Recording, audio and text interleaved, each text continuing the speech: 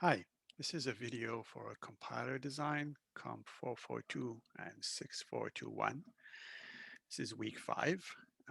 This week we're going to talk about error recovery in top-down parsing, as well as syntax-directed translation. We're going to start talking about that, but then next week there's going to be another video about syntax-directed, or 2 other videos on syntax-directed translation. So there's going to be 2 videos. This video is about error recovery and top-down parsing. There's going to be another video, probably much longer, on syntax-directed translation.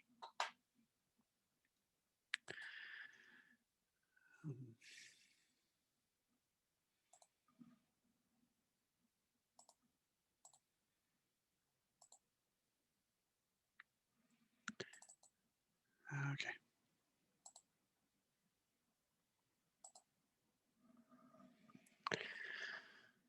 So here I'm going to talk about error handling. So we saw a little bit of error handling and lexical analysis, but that does not much error handling to be done in syntax analysis. The only thing is that you can see an error token, and then if you do, then you just go to the next character. If you see invalid characters, you just go to the next character. So it's not that much complicated in a lexical analysis, but there's also syntax errors, and eventually, as we will see later, semantic errors. Here we're talking about how to handle and recover from syntax errors. So in particular, in this video, how to do the error handling and recovery using top-down predictive parsing, which is what you have to do in the project. So what is syntax error handling? So essentially a syntax error happens when you have the stream of tokens in the input, and it actually does not conform with any form that is valid according to the rules of the grammar of the language you are currently parsing. So the stream of tokens does not comply with any form of program that is valid by the definition of this language. So essentially, in other words, syntax error is found when the next token that you have in input is not expected according to what the set of things that you expect. That is what is nice about the nature of predictive parsing, is that you can always predict whether or not the next token is something that you expect. And if it is something that you expect, then you go in one of the branches. If it's not something you expect, it becomes an error. So now we're going to see, what do you do when you actually find an error, that you encounter something that was not expected? First of all, you should report the error. So one of the goals of a compiler, yes, a compiler is there to translate your program into an executable. That is, of course, its main function, because you want to be able to execute this program and use it. However, as we all know, when you do programming, very often there's mistakes in your programs as you write them, unfortunately. So the compiler, second job, almost as useful as the first one in everyday life, is to report errors. And hopefully report all the errors so that you don't have to recompile every time you fix an error, then you have to recompile and get another error and so on and so forth. Okay. Very often, nature is when you compile your program, there's many errors. You fix the first one and you go to the next ones. But you have to understand, if compiling the program takes a lot of time, and it's probably better to have all the errors and then fix some errors before you recompile. Okay. So the compiler should be able to give you the list of all the errors. So it should identify program errors. So there's error identification. When it's after it has identified these errors, then it should give meaningful indications about where is this error and what is this error, in order to help the user, the programmer, to actually locate very quickly in the program where is this error happening, and why is this an error? What is it that is that the compiler or the syntax analyzer has found that is the nature of this error, as accurately as possible to give meaningful information so that hopefully the programmer can fix the error more quickly than if they would not be given any information. So there are different concerns when you do error handling. So first of all, you must detect all compile time errors. Okay. Well, as I said earlier, the most important thing is that you say there was an error in the program, and then you locate the error. But it can be much more efficient, especially if compile time is long, that you give all the errors. Okay. So in general, should detect all compile time errors. As we will see as we go, sometimes it's not possible. Okay. Sometimes there are some errors that will be skipped as a result of recovering from a previous error. This is kind of inevitable. Okay. Cannot avoid all of this. You want to avoid it as much as possible, but you can't avoid all of this in all cases. Then, of course, when you have detected the errors, then you should report these errors to the user. So you should report the presence of errors clearly and accurately. So you should explain what is this error and where is this error, and you should not give information that is misleading. Okay. So that the goal here is to help the programmer to fix this problem as quickly as possible. So it should be clear and accurate. Then you should recover from this error. So yes, there was a compile error in this program. You should be able to continue compiling the rest of the program. Okay, always, you should always be able to continue until the end. So error recovery means that you should be able also, yes, you should be able to recover, but one of the things that's going to happen when you recover is you're going to skip a part of the program. Let's say you encounter an extraneous closed squiggly bracket, then in this case, what you're going to do is probably you're going to skip this squiggly bracket. So you're going to skip something that's in the program. In other cases, you may end up trying to skip more than one token. So the more tokens you are skipping, the more it's likely that you are skipping things that are either valid or that you're even skipping some things that contain other errors, and then you would not be reporting them. Okay. So it's important when you recover from an error that you skip as less tokens as possible in the procedure. This is also not such an easy problem, but as I will show you, there is generic solutions, or one solution I will show you that works every time. Okay, and that is not so difficult to do. Basically, that's using first and follow sets. Another thing is that error handling should not slow down the processing of correct programs.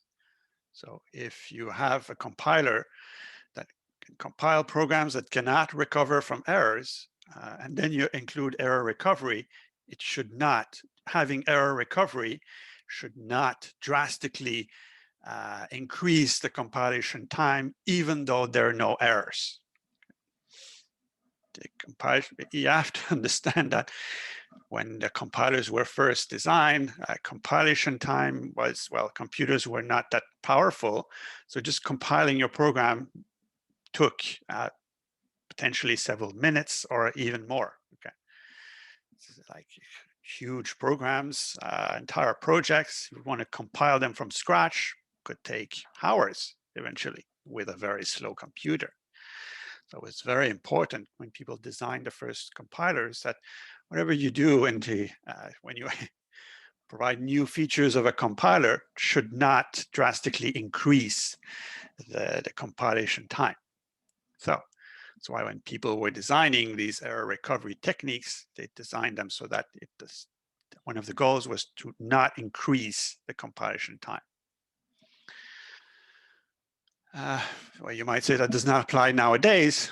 The thing is that nowadays we are compiling programs that are several orders of magnitudes bigger than the programs that were compiled in the 1960s. Okay? Nowadays, we have routinely programs that have millions of lines of code, whereas in the 1960s, that was probably the exception, if ever. Last, well, which is a result of other things that I discussed, you should avoid spurious errors. Spurious error means that you encounter an error, and then because of this error, then as you continue parsing, for example, you see an error, you skip a token. And because you skip this token, then what remains is basically out of sync. And then as you try to parse this thing that is now out of sync, then you will see several errors that are there only because you skipped this token here. So you should avoid as much as possible to report spurious errors, because essentially when you read your program, then spurious errors are essentially reporting errors that are not in the program in a section that was parsed as a result of the error handling. Okay. That was processed as a result of error handling. So you should avoid the fact that as a result of having found an error and then going into error recovery, that you would eventually find errors that are not errors in fact. This is also not so easy to achieve in general. It does not happen very often, but when it happens, it sometimes is hard to avoid. So here's an example of what is good error reporting. So this is an example of a C++ execution of a C++ compiler that found a, in this case, it's a semantic error. Yes, it's not a syntax error, but doesn't matter. It's the same kind of message. So you should, first of all, give the position, because here we're talking about error reporting. You're reporting the error to the programmer. Give the position of the error in the source file. So it's not enough just to say, oh, I saw an open parenthesis, should not be there, or mismatch parenthesis. You have to say exactly where in the program. Minimum is saying, well, in what file, and then what line in this file. And then it's possible that you have a long line with a lot of parentheses. So it might be good to actually say which parentheses are you talking about if that's a mismatch parenthesis. Okay. So you should report as accurately as possible. In our project, I'm going to be happy with reporting the line in the program. Here it's also reporting in what file. In our project, we have only one file. So there's no multiple files. So of course, you don't have to specify in what file. You could, but it's not very useful. Okay, so here you see that this error here says in this file here, as the compiler was compiling this file, in the function main, in line 25 of this file, it encountered this here, which was undeclared. So this is essentially a type that it encountered here in a variable declaration. And then it tries, basically in this case, again, it's not a syntax error. It's tried to see if eventually if this type is in the symbol table, did not find it. So day of year is undeclared. First using this function actually means that most of the cases it means that it's not going to report the other occurrences of this error. Okay. There might be some, but it's not going to be reported. And then here it's essentially printing out this line, line number 25, and then having a pointer of some sort here to point where is this error on this line. Not expecting as much as that in the project, but this is an example of very good error reporting. As you may know, for those of you who have experience with C++, C++ is a very intricate language. Sometimes the errors are, there's a lot of different kinds of errors, different reasons why some errors are there. So it's important when you have a language like this to accurately report the errors. Okay. Of course, the compiler, as much as possible, should not provide erroneous information. Sometimes you may be tempted to give more exact information, but then as you give more exact information, you start having different cases of the same kind of error, and you want to be more precise for a subset of this kind of error. Now you're going into a slippery slope here where if you do that, it might be possible that in some cases, compiler will think, well, this is error, this is this kind of error, and then it's going to try to categorize in sub errors, and then it might be tricked into different situations, depending on the situation, as to maybe make a wrong assumption about what sub kind of error that was, thus giving a misleading information. So it's better to keep it simple and be always accurate in your error description rather than risk being sometimes erroneous. It's a little bit when we talked about the lexical analysis. There were special cases that you could consider as to what is a sequence of tokens. Sometimes you may want to be nice and report errors in a more precise manner, creating special cases, but then there's a proliferation of special cases and it just creates more problems. Sometimes it's better to make things simple yet effective, and probably a little bit less nice to the user, but at least it works accurately every time. Now, how do you do error recovery? So when a syntax error is encountered, the parser should be able to continue the parse in order to report all the errors. So error recovery is there because the assumption is that you want to report all the errors and be able to continue until the end of the program. Good error recovery highly depends on how quickly the error is detected. Now, you may think that an error is detected when you see a specific token, and then you realize, well, this was an unexpected token. You report the error there, so you might think, well, it's always going to be the case that the source of the error is this erroneous token.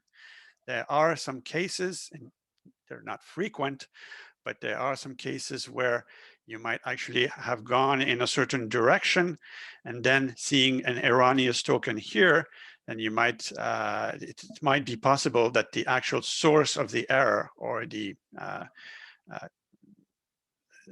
fault is actually earlier in the sequence. Okay.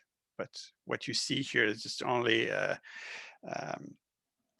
symptom of this error that you saw later after the actual occurrence of the error. So again, this does not happen often, but if it does, then it can lead to misleading errors or reporting errors in a misleading way. And plus, if there are other errors that are in the span between where the error actually occurred and where you detected the error, then all of this span here, potentially there are other errors that you will not report. So if that happens, the more it happens, it will be more and more difficult to have good error reporting as well as good error recovery, because you noted the error here. So you will then start error recovery here. So then what you should do is to backtrack until where the error actually happened, but that's not possible with predictive parsing. So if this happens, likely to affect the quality of your recovery.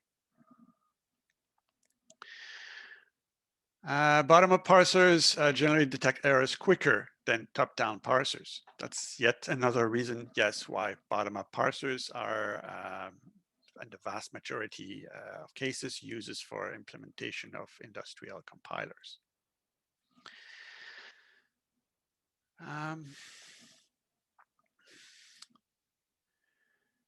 Also, you should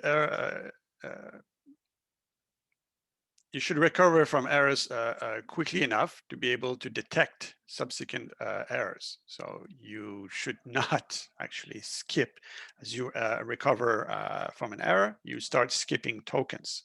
You should not skip tokens that are actually erroneous tokens. Because when you start skipping tokens, you're at this point here, and then you start skipping tokens, and you're going to skip tokens until you find one that you were expecting here. So it's possible that you'll find one that you're expecting here much later after. But it's possible also that in this span here, there were other errors, and you're never going to be able to, to locate them, because all you did here, you did not process these tokens. You just skipped them.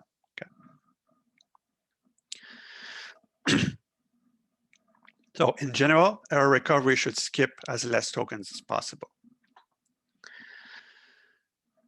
The other part is that you should not identify more errors than there really is. So it's possible sometimes as you skip tokens that you're going to go out of sync in your scan in your parsing versus what the program was actually intending, and it's likely that it's going to actually give what is called cascade errors. So that cascade errors are errors that are reported, which are as a result of having skipped tokens. Okay. So you should avoid that as much as possible. Sometimes it's unavoidable. You might know some compilers for some language that are more prone to that. Very often you would see a certain error, and then the usage of this language is sometimes notorious that if you see an error and then you have 2 or 3 errors after that, they're just basically a result of this first error having been processed by the compiler or recovered from the compiler. So sometimes error cascading is unavoidable, but you want to minimize it as the occurrence of it as much as possible. And you should not, error recovery should not induce processing overhead when errors are not encountered, or as less as possible. The technique I will show induces some minimal overhead, but it's very minimal. Sometimes also, which is, this one is difficult, is that if you find a syntax error somewhere, for example, in a variable declaration, then somehow you should not report that this variable has not been declared. Okay. Very often you would see that in many programming languages. So you might have made a mistake in your declaration of a certain variable. Then it tells you there's an error in this declaration. And then later on, it tells you this variable is not declared. So try to avoid that. It's not easy though. Here, going to show some error recovery strategies. So there are different strategies that were invented over time. Here I'm going to show some of them that are interesting, but the first 3 I'm going to show, which is error predictions, phrase level correction, and global correction. They are avenues you should not go to. They are rather counter examples than constructive solutions that you should try to use. Not that that they don't work. They actually work, but they're either prohibitively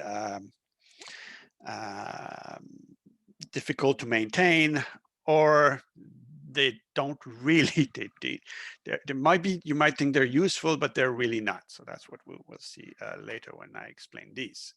Then eventually what we'll see is what is called panic mode, or don't panic mode, which was invented by Nicholas Wirth. Nicholas Wirth is a computer scientist that was involved in the design of many programming languages, starting in the 60s, the 70s, the 80s. He's very prolific. He's first was involved in the design of ALGOL, which was one of the first structured programming languages with data structures and procedures and so on. So almost all the languages we use now date back to or have our descendants of ALGOL. If you're interested in the history of programming languages, you should look at ALGOL and look at the names that are people that were working on this language. Almost everybody that worked on this language was involved, was themselves prolific in developing other languages for decades after. Or won a Turing Award, or the history of ALGOL is full of very famous people. And then Nicholas Wirth also later on invented Modula, which was or is still a descendant of ALGOL. And eventually that became, or this was coupled with the history also of Pascal, which is a very famous also programming language. So all of this was designed by Nicholas Wirth. So very important person in the history of programming languages. So first of all, here, let me talk about error productions. So in the grammar, we have productions that define what is the form of valid forms of syntactical constructs in this particular language. For example, you have a rule that defines what is a class, what is the valid form of a class. Rule that defines what is the valid form, or all the different valid forms of a variable declaration. So these are all valid syntactical forms for a syntactical construct. Error productions is same concept, except that the concept is you're going to craft some rules that are going to represent invalid sequences of tokens that a programmer might write. And then the idea is that when you go into an error production, then you will eventually report an error that results in the use of this error production. Now, if you think this looks like a good idea, yes, it looks like a good idea. That's why some people have thought about it. However, there is, let's see, you might have your programming language might have dozens of rules. The more there are rules, the more the length of your right-hand side is long, the more it basically grows exponentially. What is the number of possible error productions? Because that's what the point is here. If you are to recover or report every kind of error, and you say, I'm going to design an error production for every of them, then you must think of all of the possible ways you can wrongly write a program, which is, of course, not manageable and not reasonable to expect you can actually do that. So essentially, the main flaw of this is that it assumes that you know all the specific errors in advance. Or else, if you don't think of all of them in advance, then your compiler is, if it goes into, it's trying to parse a program that is invalid, and that it is invalid in a way that you didn't think of, then the compiler is going to come to this error, and it's basically going to stop. Okay. It's not going to be able to continue. Okay. So it's going to find an error, but it's not going to be able to recover from this error. So this is results. Of course, if you have a grammar with dozens of rules, then you would have to add error predictions for every of the erroneous branches in this in the processing of this language. And then it makes your grammar explode in number of rules. And then if you change the language, not only you have to change the valid rules of your grammar, you also have to change the error predictions. So basically, it becomes totally unmanageable. Okay. So seems like a good idea. It's not. Then you have what's called phrase level correction. So in this case, it's part of the error recovery. So what it's going to do is going to see that there's an erroneous token, and then it's going to try to fix this occurrence of this token there, and then either remove this token and be able to continue, or add something and be able to continue. So it's going to, at this point, it's going to try to do an operation that's going to enable it to continue. So that's why it's called correction. Okay.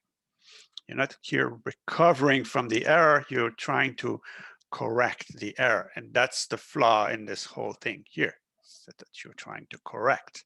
So the point is that you had an original program, then you're parsing this program and you say, oh, there's an error here. Let me try to fix it so that I can continue. Well, when you fix it, you change the meaning of this program.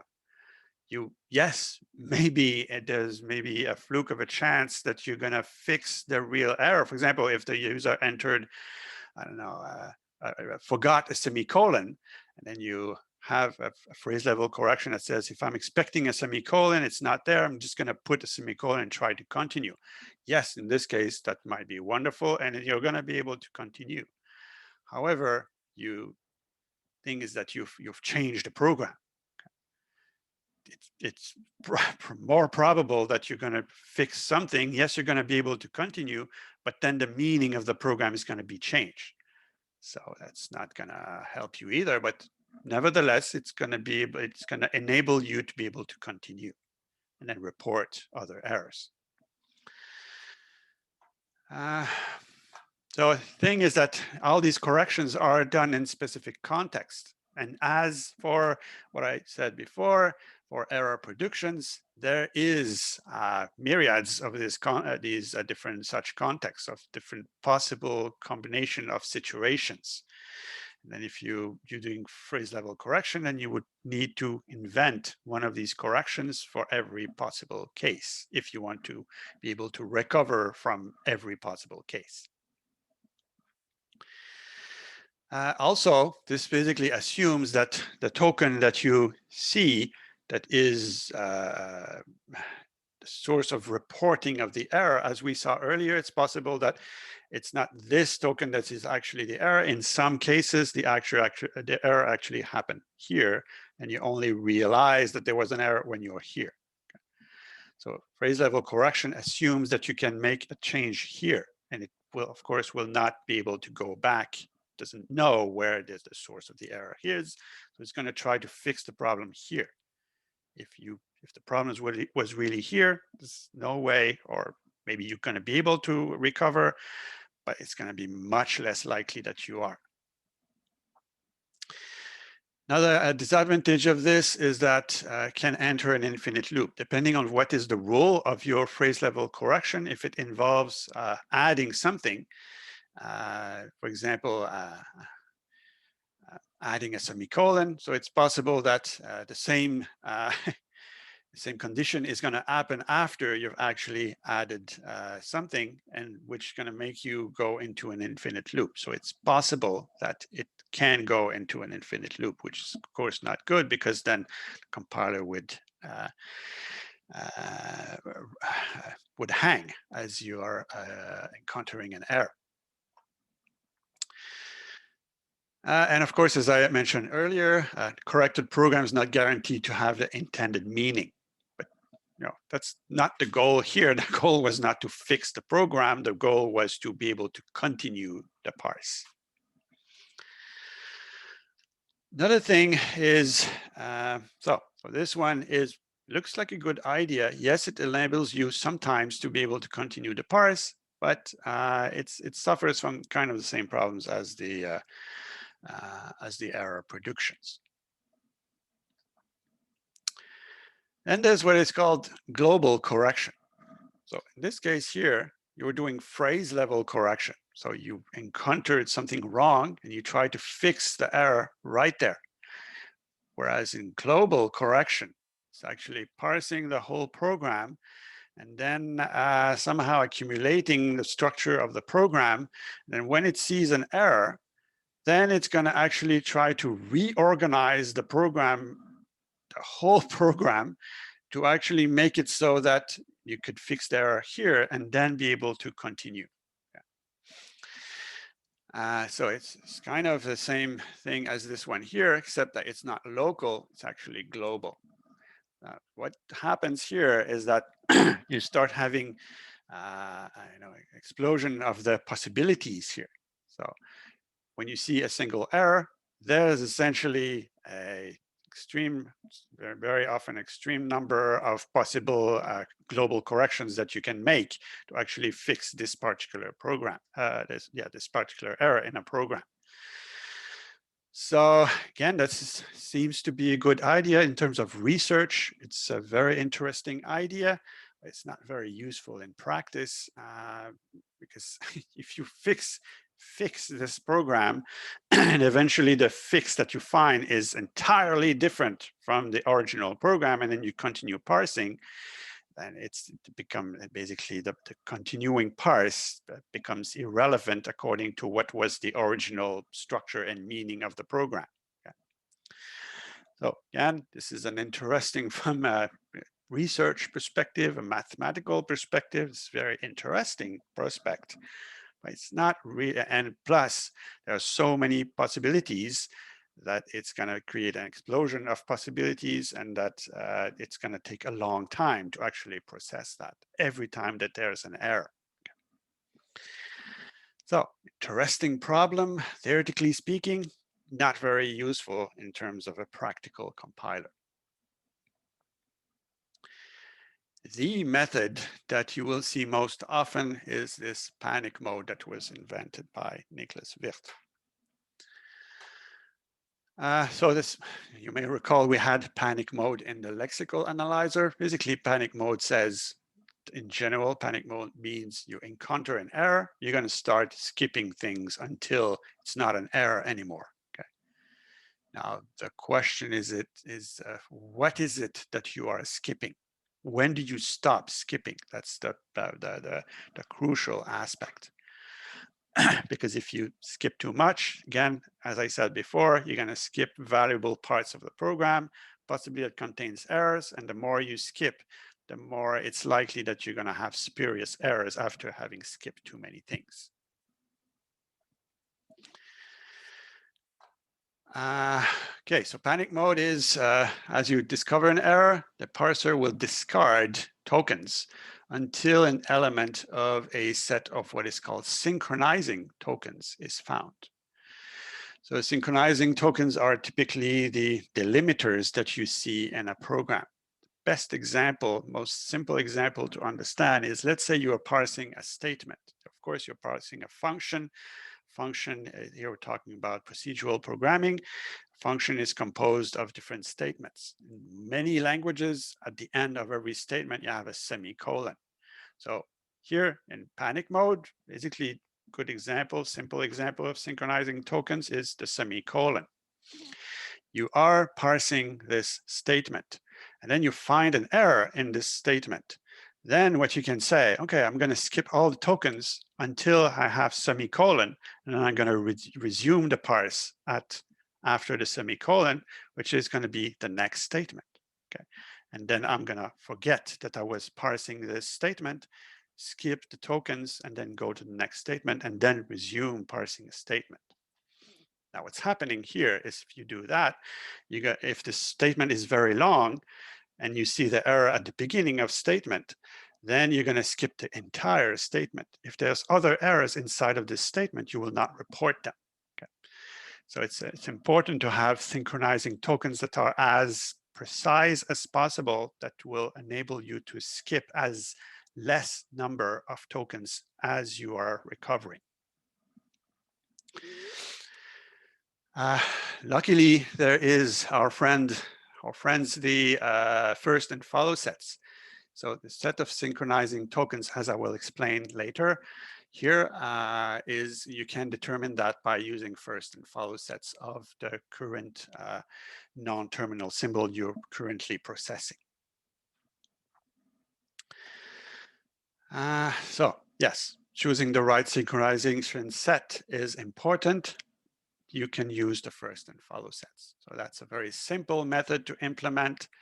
It has sometimes flaws, but at least it works always. And it's actually something you can use consistently. Okay, so if you're designing a parser generator, which needs to work, which needs to have error recovery that consistently works for every grammar, then you would use something generic as this, that is actually error recovery is done using first and follow sets, which you already know when you're building a parser. So a parser generator will almost invariably use this error recovery technique. Okay. The concept I will explain here actually applies to most of the different parsers, not only the top-down. It also applies to bottom-up, or at least the concepts. Not exactly the same, but conceptually the same. So here I'm going to explain different variations of panic mode. Eventually, what we want to come up with is this one here, which is a combination of these two here. So let me explain the first two ones. Variation one here. So keep in mind, panic mode, it says I encounter something I'm not expecting, so I'm going to start skipping until a certain condition or a certain token is encountered. So let's say you are parsing a non-terminal A, or you have a non-terminal A on top of your stack. If you have a stack-driven parser, you will skip tokens until an element of follow of A appears in the token stream. So I was parsing an A. I see a token that does not fit the definition of A. So I'm going to start skipping tokens until I have something in follow of A. And then I'm going to forget that I was parsing an A. So that's basically what that means. If I was parsing an A, I see something is not expected. I'm going to skip tokens until I see follow of A, and I'm going to pop A from the stack. In the case, if you're using a recursive descent predictive parser, that popping A from the stack actually means that this function A is returning, stopping the parsing of an A, and it's basically returning to the calling function. Exactly the same concept. It's important to understand the direct relationship between the recursive descent predictive parser and the table-driven predictive parser. Again, they're doing exactly the same thing. Then variation 2 says, let's say you're parsing an A. So you have an A on top of the stack, or you were executing function A, parsing function A in a recursive descent predictive parser. Then you will skip input tokens until an element of first of A appears in the token stream. Yeah. So if you remember, when we were parsing an A, then we had branches. We had to decide which right-hand side to choose from. And then each of these branches were branched upon depending on if the next token is in the first of the right-hand side. So essentially here, if I'm parsing an A, all of the branches that I have should be the first of all the branches should be amounting to the first of A. So if I enter a function and the next token I see is not in first of A, then automatically none of the branches would apply. So I found a syntax error for this entire function. Then I should basically start skipping tokens until I find something that is in first of A. Once I have something that's in first of A, then I would be able to branch upon one of the branches. So you see here I'm skipping or doing the panic mode using follow of A, and here I'm doing it using first of A. Now, this applies only if you don't have epsilon branches. Okay? Because if you remember, if you don't have epsilon branches, then any of the right-hand sides is branched upon using the first of the right-hand side. But if there's an epsilon branch, then this branch is chosen or branched upon if the next token is in follow of the left-hand side. So in general, so this actually does not apply if you have epsilon rules, epsilon right-hand sides. So essentially, if you want to deal with both left-hand sides that have both epsilon rules and non-epsilon rules, then you actually need to combine these two cases. So that's here this variation 3, and that's what we're going to use. So if you find a parse error as you are parsing an A, then you will skip tokens until you see either a token that is in first of A, in which case that would be indicative that you can branch upon one of the non-epsilon branches, or if there is an epsilon branch, then you would continue consuming tokens or skipping tokens until you encounter something that is either in first of A or follow of A. So that's the method that we're going to use, that I'm going to show you how to use for both of the recursive descent predictive parser and the table-driven predictive parser. So let's go and explain how it works for recursive descent predictive parser.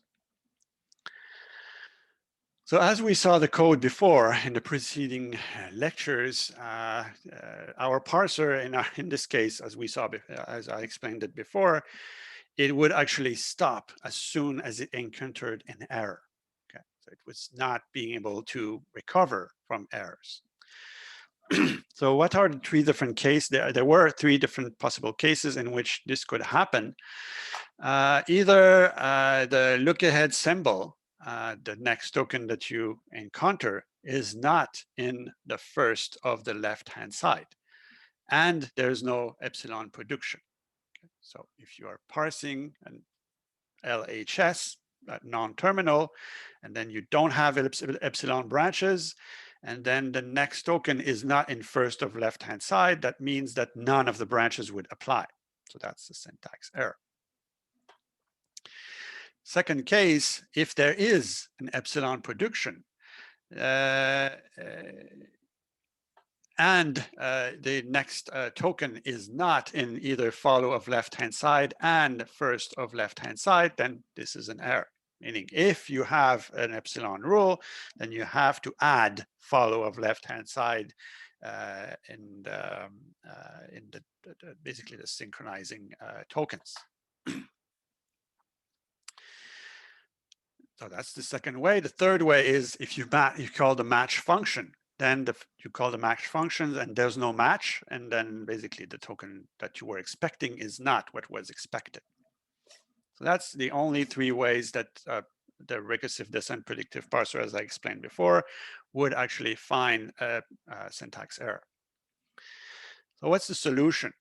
The solution is actually strikingly simple. So you create a function called skip errors, and then what it does, it skips tokens until an element of either first of left-hand side or follow of left-hand side is encountered. And then every time you enter a parsing function, you call this function. So as soon as you enter any function, it's going to see if the next token is in either of these two sets, and if not, it's going to start skipping. Then it's going to, after it's going to be executed, then it's gonna enable this parsing function to actually resume the parse after tokens have been skipped if there was an error. If there was no error, then it would simply not skip anything and give the hand to normal functioning for the function to operate. So that's this skip errors function here. So it receives two sets, the first and follow sets. And then basically it does an if here. So if the next token is in the first set, or if epsilon is in the first set and the next token is in the follow set, then you return true. So basically what that means is the two first cases that I've explained before. So if you don't have an epsilon rule, then if the look ahead is in the first set, then you return true. Basically, you did not skip anything. Okay. Or if there is an epsilon rule and the look ahead is in the follow set, then you return true because you predict essentially that the epsilon branch is going to be taken by the execution of this function. So if any of these two cases apply, then you just return true, and you just basically ensured that there's not going to be an error by the execution of the first step of this function. And then if either of these things returns false, then you have this branch here, which is where you report the error. Here, this is the error reporting. So syntax error at the location of this token. And then here you start skipping tokens. Okay. So while the look ahead is not in the first and follow, you consume a token. So you have your synchronization set, which is first and follow, and then you skip tokens until you find one that is in the synchronization set. So if epsilon is in first and look ahead is in follow, then you return false. So essentially here, this skip errors is going to have an additional purpose here.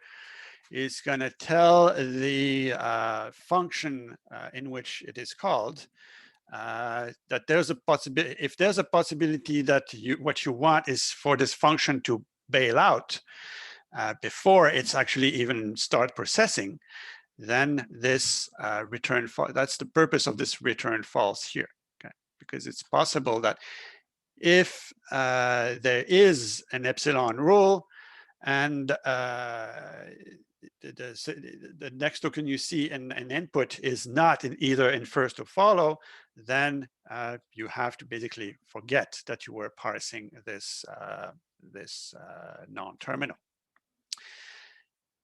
And then you skip tokens until this is true, and then you eventually return true. Why is it that you return true? Because here you skip tokens, yes, but you are still going to continue. If you return true, that means you're going to continue parsing this non-terminal. However, if you return false here, it's basically meaning I forget that I was parsing this, and then I'm going to return to the calling function, which would be equivalent to pop this LHS from the stack.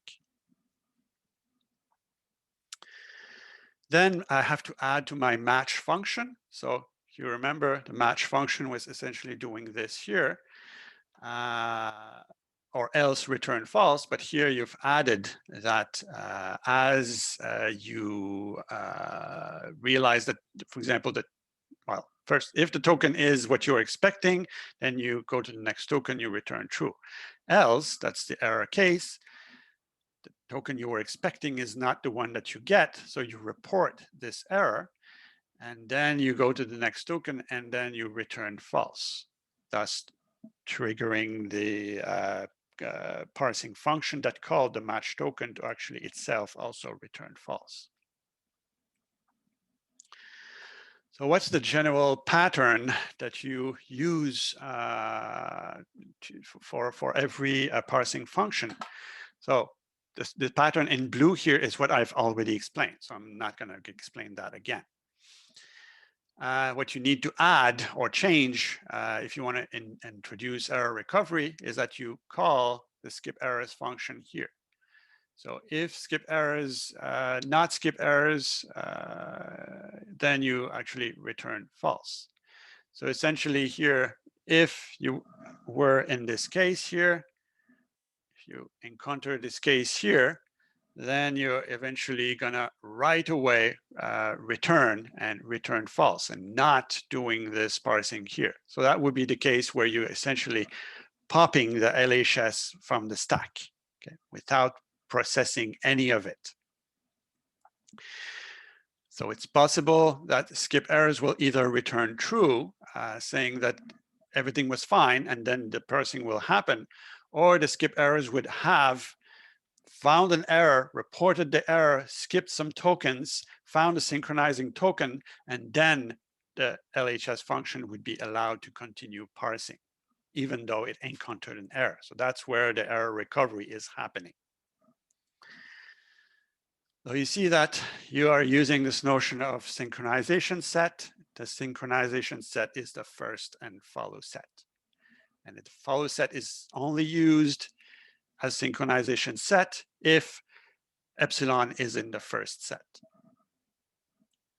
Because if epsilon is not in the first set, then essentially there's no epsilon rule. Or none of the right-hand sides can all evaluate to epsilon.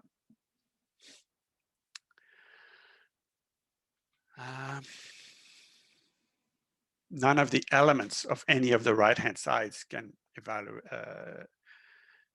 For any right-hand side that you have, it's not the case that you have at least one that for which all the sequence can all evaluate to epsilon. So this is how it changes your code to introduce the error recovery. So you see that it's very, very simple. All you need to do is to introduce this if statement here and return false, and then call your skip errors function. If it's implemented correctly, does the whole thing wonderfully, and it's actually very easy to achieve. And it works in all cases. It's not perfect, but at least it works in all cases. So how do you do that? So that's the only thing you have to do to introduce error recovery in your recursive descent predictive parser. So you see that's pretty simple. Thank you, Niklas Wirth. Okay, so how do you do error recovery in a table-driven predictive parser? So we saw that there's very high correlation in the functioning of the recursive descent predictive parser and the table-driven predictive parser. I'm going to do my best to show you that even the error recovery, it's actually exactly the same concept. So as we saw earlier, when I explained that the table-driven top-down predictive parser, so your algorithm makes you peek into the table and then find a right-hand side to apply or a rule to apply. Then if you peek in the table using the algorithm and you peek into an empty cell, that's an indication of a syntax error. So all the empty cells in your parsing table are indicative of potentially each a different kind of parsing error, which is a good thing because here you can, have a more specific error messages that are related to each of the specific cells. That's one of the advantages also of using the table-driven one. You can be more specific for each different cell that you peek into. It's not as easy as that, but at least you have the possibility here. So each of the different cells potentially represents a specific kind of syntax error. So when you peek into an empty cell, so what you should do is recover from the error, which would eventually, but remind you that what you're doing here, you're using a stack. So error recovery has to do in a table-driven predictive parser to either pop from the stack something or skip tokens or both. Okay. Sometimes both. But the thing is that you have to make a choice as to you're going to pop or you're going to scan, which is scan is to skip tokens. And then, of course, I'll put an error message accordingly. So then here I'm going to introduce this skip error function that I'm going to later introduce inside of my algorithm here. So I had an if statement here that led me to actually a forward action in my parse, depending on if the top of the stack is equal to the next token, then I pop from the stack and so on. So I continue forward in my parse. If my next token is not the same as what I have in my stack, then I have a parsing error. So anytime I have a parsing error, I call skip error, which is going to do exactly what I described before. It's going to start either skipping tokens or popping from the stack.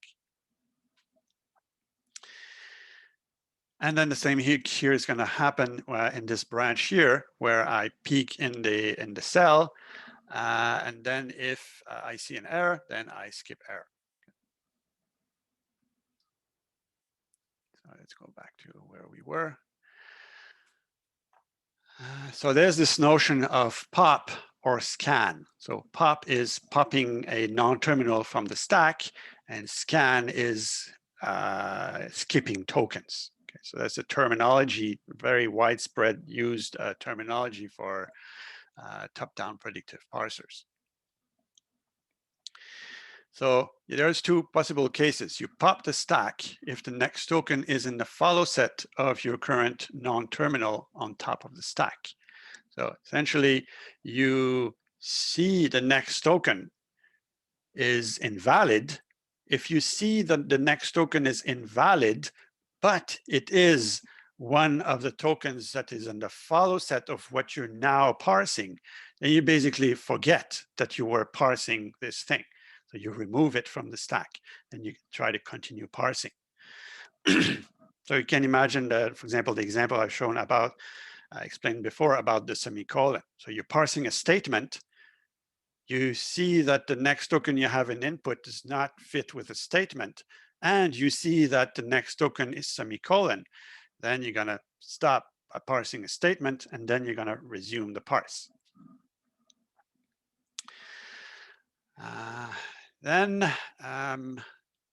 That's for the pop operation. What is the scan? So you scan tokens, or you consume tokens. You go to the next token until you get one with which you can resume the parse.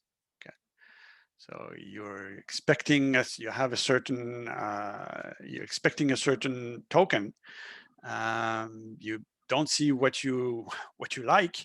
So you were parsing, for example, an A. You know what is first of A. And then what you see in the next token is not in the first of A, so you're going to skip tokens until you see the first token that is in the first of A. So again, combine these two things and you have this skip errors function. First of all, when you enter the skip error function, you know that this was an error. So if you see where it's placed in the algorithm here, if this is not true, if what you get on top of the stack is not the next token, and it's what you have on top of the stack is the terminal symbol that is not the next token, then this is an error. So in this case, skip error function is called when you've already identified that this was an error. It's different from what the skip error function is doing in the recursive descent predictive parser.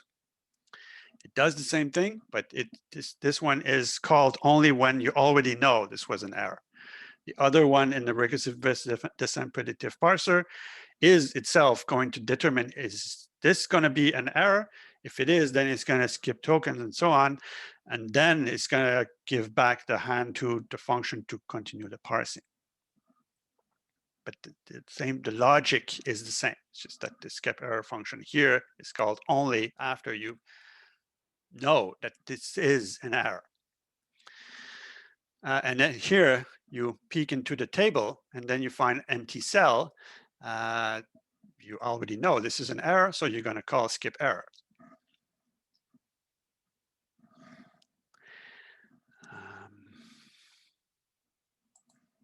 Where was I? Lost my train of thought here. Sorry about that.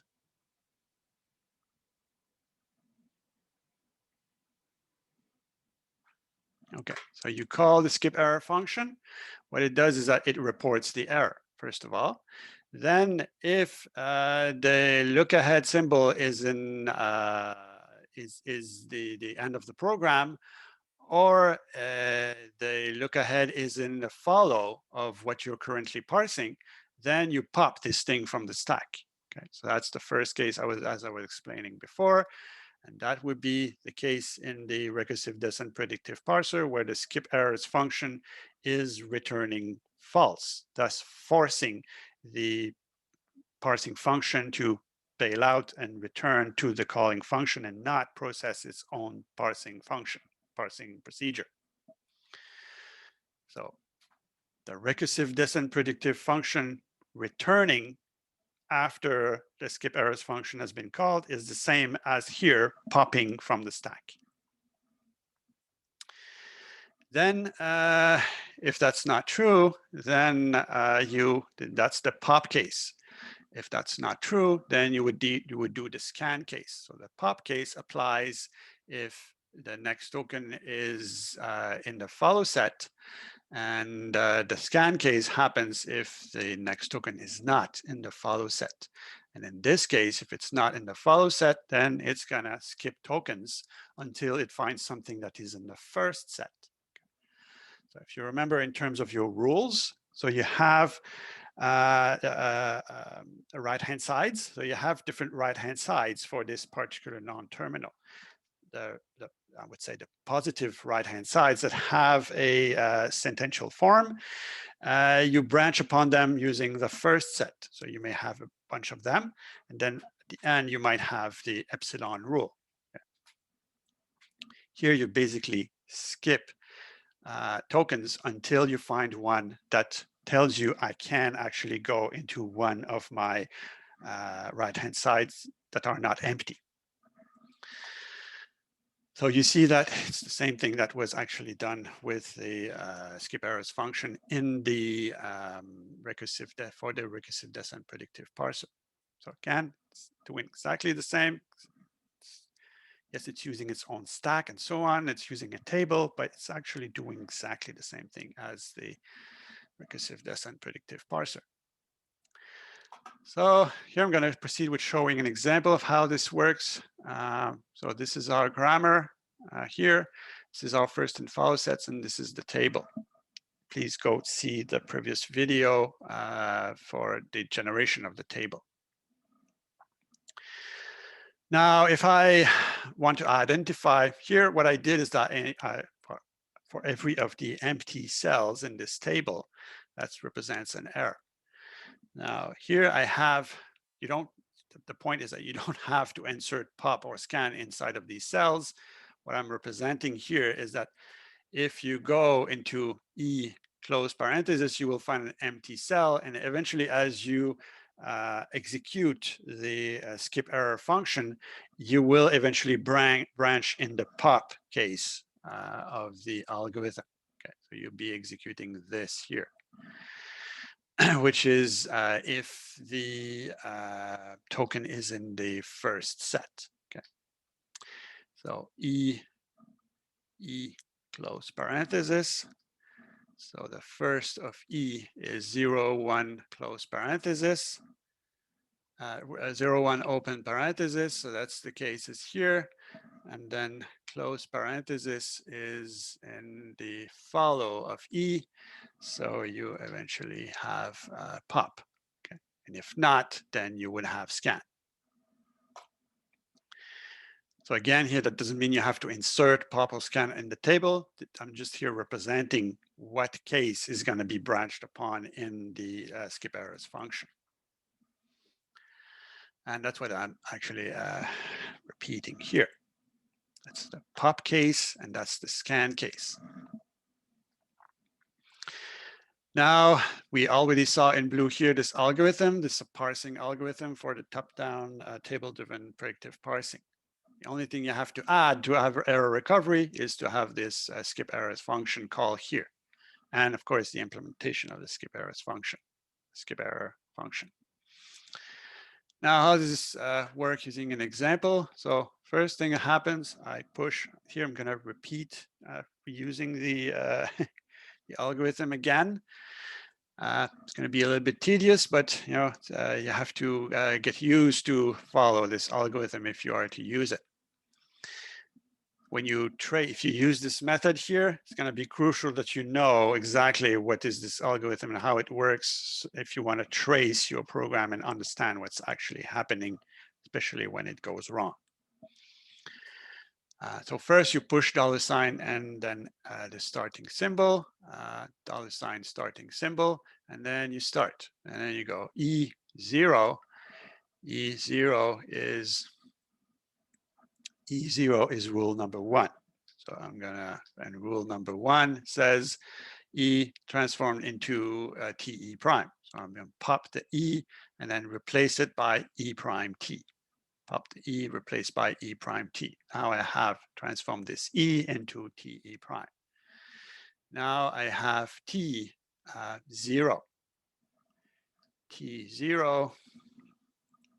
T0 is rule number 4. So, and T0, rule number 4. Rule number 4 says replace T by Ft prime. So I'm going to replace this T here by Ft prime. Then the E prime follows. Then it says basically the algorithm tells you remove the T and you replace it by T prime F. Remove the T, replace it by T prime F. And I have F0. I'm not going to go in the table anymore because you get the point here. So F0 will tell me to use rule number 7. Rule number 7 is F replaced by 0. So F is removed and replaced by 0. So I replace this F here by 0. Then I have 0, 0. So I match this. It is a match. So I remove it from the stack and I pop this from the stack and I go to the next token. Then I have T prime open parenthesis. So of course here we see that you have 0 open parenthesis. As a human that knows arithmetics, you know that this is going to be a problem. But here the table will tell you it is. So T prime open parenthesis. T prime open parenthesis is an empty cell. And then we know that what we're going to do here is a scan when we go to the skip error function. So T prime open parenthesis says scan. So what scan does, essentially it is skipping tokens until it finds one that is in the first set of T prime. So the first set of T prime, where did it go? First set of T prime is epsilon star. First of T prime is epsilon star. Because there's epsilon in the first set of T prime, I'm also looking for plus $, close parenthesis. So I see I skipped this undesirable open parenthesis. And then the next thing I see is star, which is in the first set of T prime. So I stop there. So then I have recovered from this error. So then I continue the parse. So I go T prime star. If I go in the table T prime star, it gives me rule number 5, which says replace T prime by star Ft prime. T prime is popped from the stack and replaced by T prime F star. T prime F star. And I have star star, pop the star, go to the next token, and I have F1. The table tells me F1 is rule number 8, which is replace F by 1. So pop F, push 1. Then I have 1, 1. So that's essentially a match. So I pop the 1 and I go to the next token. Then I have T prime, close parenthesis. Go in the table, I find rule number 6, which tells me replace the T prime by nothing. So pop the T prime, replace it by nothing. Then I have E prime, close parenthesis. Go to the table, it tells me rule number 3, which says replace E prime by epsilon. So pop the E prime from the stack, then replace it by nothing. Now, if I follow the algorithm, then I have $, on top of my stack. That's the ending condition for my main loop in my algorithm. Okay. So essentially, I come here. Then the problem that happens here is that I'm expecting the end of the program. I'm saying here, okay, I'm finished the parse. I have recognized an E. The problem here, I have recognized an E, but I still have things that are left over in the program. So essentially, I'm saying here that this close parenthesis is an error, and that's so it ends. So you see here that it's quite easy because you're using the first and follow sets in determining You're using synchronization sets to determine how much tokens you will be skipping, or whether or not you're actually going to be removing the current symbol you're currently parsing from the stack. Or in terms of recursiveness and predictive parsing, whether you're going to bail out from a function that you were about to use for parsing, if then the next token is in the epsilon is in your first set, and the next token is in the follow set, then you're going to just bail out of this function, and you're going to return to the calling function, which is exactly the same as in the table-driven, stack-driven parser, predictive parser, top-down parser, that you are popping from the stack. Okay. So important that you see, no matter which one you're using, the concepts are exactly the same. The procedure that it's doing, the concept that are being used, the actual trace of the execution is exactly the same, independently of which one you are using. Okay. So that's it for this video. Thank you.